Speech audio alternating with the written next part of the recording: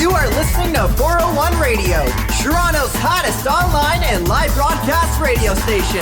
Broadcasting live from the 401 Mini Indie Entertainment Complex. Check us out at 401radio.com. Studio with me right now is Luke, Bilyk, and Melinda Shankar. How you guys doing? We're doing amazing. How about yourself? Not too bad. We just did We're having some. so much fun here. It's a pleasure to have you guys here. Thank you very much. We got some go-karting in, and My first time. I didn't die, although Luke tried. she did pretty good. We got some mini putt, and she was beating me, but Then we he had gave to. up a little.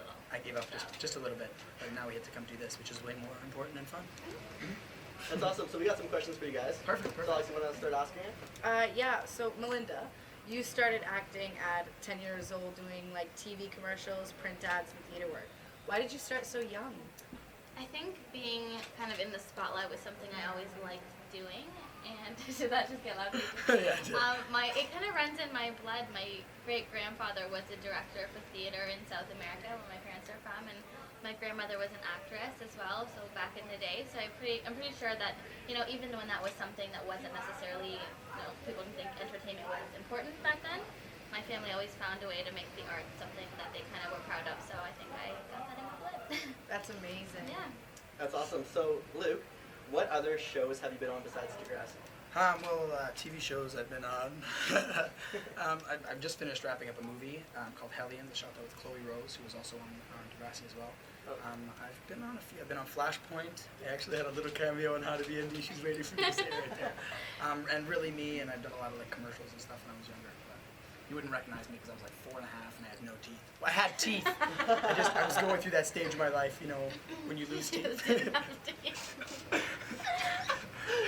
Oh man, okay. Alex, do you have any more questions? I actually do. So you play Ali Bendari on Degrassi. When you got the call saying they wanted you on Degrassi, how did you feel? What was your first thought? Honestly, I was so excited. I'm from Ottawa. Luke, I'm from Ottawa. And I used to be a really big fan of Degrassi, so I was just so excited to be on the show. And then later on, my dreams were crushed, and I had to work with Luke Bilyk, because all he does is make me laugh in our scenes, and it's really hard. No, but initially I was so excited, over the moon. I had to move from Ottawa to Toronto, which seems like overnight, and I was 16, and then overnight I was living in a new city, so that was that. That's crazy. Yeah. Okay, so Luke, how did you get into the industry? I don't have as deep acting roots as I guess Mindy does, but it's kind of the same thing. It just kind of run in the family. My sisters were, I have 3 older sisters, and they were models and actresses growing up, and my mom was kind of in the industry, kind of more being a set mom, I guess, It's kind of funny. Our parents, well, my dad and his mom actually met and knew each other before Luke and I did, Yeah. so I can't get rid of them. You can't, you're stuck. But yeah, it was just kind of in my family, and I just kind of realized that it was something I liked, and it grew into a passion, and I want to keep doing it forever and ever and ever. That's awesome. I think once you're in the industry, you never want to leave. It's so true. You know what I mean? It's just so you're in, you're in. It's Yeah. You just crave it. I mean, I remember I started off acting, modeling, did some Broadway plays when I was younger, and then, funny story, 401 Radio, it never was an original idea. We never were hey, you know what, let's open a radio station. I want to be an on-air personality. It was never like that. It was just kind of people recommended me, hey, you know what, get some voice acting done, and even, do some radio personality. So I was why not? Yeah. So here's 401 Radio, and then I got the privilege to do some voice work also for Z1035. Awesome. So I do intern work with them as well. So, and then I have my acting stuff on the side still. So I mean, I'm in the industry and I love it. I mean, I'm never gonna leave. It's got us all. For sure. It's a good disease. It's like a disease. Mindy's got the disease for sure. God. So there have been a lot of intense, happy, sad moments on Degrassi. Which one was your favorite?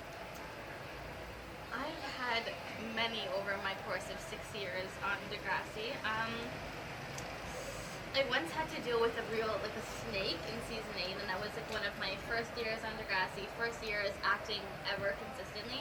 So I just remember being so wait, you guys want me to remember first off what to do, then what to say, and then there's a snake involved, what if I die?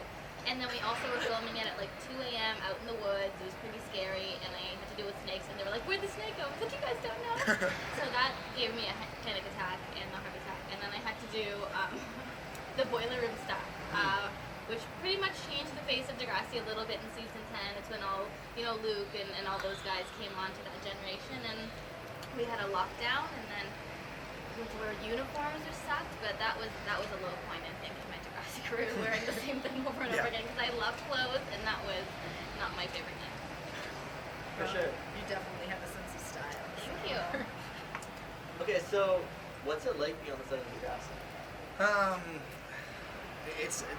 Every day is probably so different every single day. I remember when me and her used to work together. It's going back, almost 5 years now. It's like we were just like new in our friendship. We didn't really know each other, and then you just build every new person you work with. You just build a different relationships. And I have some of my best friends are from the show. It's weird to think that if I would have landed Degrassi, I wouldn't have known Mindy, and me and her. I think we're friends. I think we're all right. We're all right. But it's a great experience, and I'm blessed to be a part of a great show like this. It's awesome. So I'm actually going to take a turn. For the worse. I actually went to Kenya with Me to We this summer. Oh. And from what I know, you went to Ecuador in 2008 and then to Haiti in 2011. What was that experience like for you?